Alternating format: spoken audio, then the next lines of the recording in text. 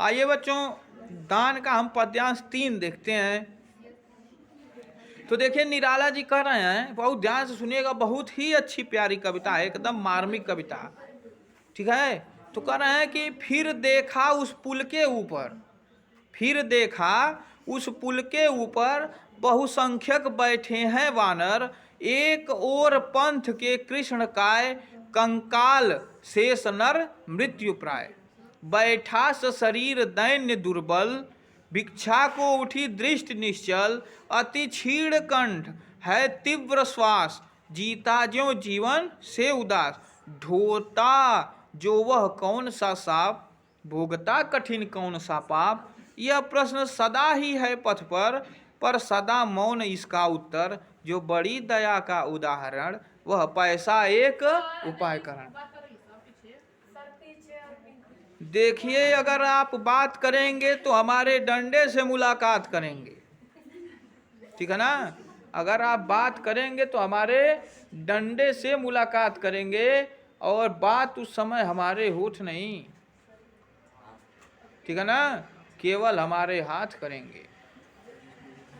चलिए, तो इसका पद्यांश 3 का फिर से देखते हैं कि फिर देखा उस पुल के ऊपर। निराला जी कहते हैं कि जैसे ही मैं उस पुल पर आया, फिर मैं उस पुल के ऊपर देखा, फिर मैं उस पुल के ऊपर देखा, बहुसंख्यक बैठे हैं बानर, बहुत संख्या में बानर बैठे हुए हैं। एक और पंथ के कृष्ण काय, कंकाल शेष नर मृत्यु प्राय।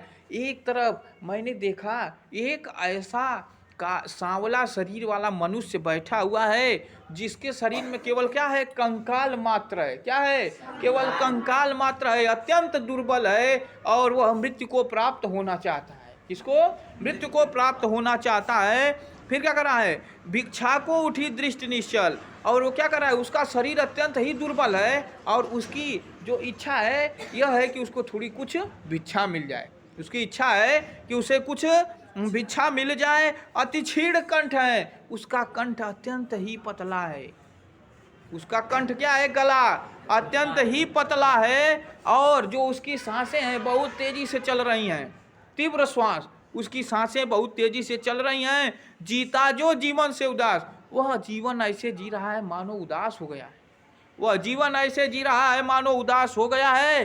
ढोता जो वह कौन सा पाप, वो जो मनुष्य है उसने कौन सा ऐसा पाप किया है जो अभी तक उसको क्या कर रहा है, ढो रहा है। भोगता कठिन कौन सा पाप, ठीक है ना, वह ढो रहा है कौन सा साप, उसने ऐसा क्या गलती कर दिया है, कौन सा साप वह ढो रहा है। फिर क्या कर रहा है, भोगता कठिन कौन सा पाप, और वह कौन सा पाप इतनी कठिनाइयों में क्या कर रहा है, भुगत रहा है। किस पाप का वह प्रायश्चित कर रहा है, यह प्रश्न सदा ही है पथ पर, उस रास्ते पर आने जाने वाले सभी लोगों के दिमाग में यह प्रश्न चल रहा है कि आखिर इस मनुष्य ने कौन सा पाप कर दिया है। पर सदा मौन इसका उत्तर, लेकिन इसका उत्तर देने के लिए कोई भी वहां रुक नहीं रहा है। जो आ रहा है देख करके उस क्षीण कंठ वाले मानव को, पतले मानव को देख करके वहां से चला जा रहा है। जो बड़ी दया का एक उदाहरण, वह पैसा एक उपाय करण। जिसको बहुत ज्यादा उस मनुष्य पर दया आ जा रही है, उस भिखारी पर दया आ जा रही है, वह उसे कुछ पैसे ऐसे फेंक करके आगे बढ़ता चला जा रहा है, और सोच रहा है। अब उसी समय कवि सोचते हैं कि क्या केवल मात्र पैसा ही इस मनुष्य के जीवन का उपाय करण है? क्या उस गरीब मनुष्य के, उस भिक्षुक मनुष्य के जीवन का उपाय केवल वो पैसे से हो सकता है, जिसकी सांसें इतनी तेजी से चल रही हो, जिसका शरीर अत्यंत दुर्बल है। पता नहीं वो कौन सा सांप को भुगत रहा है, पता नहीं वो कौन से पाप को भुगत रहा है, ठीक है ना। तो अत्यंत दयनीय स्थिति है, और जिसको देख करके निराला जी की आंखों में आंसू आ जाते हैं। इस प्रकार यह पद्यांश 3 समाप्त हो गया।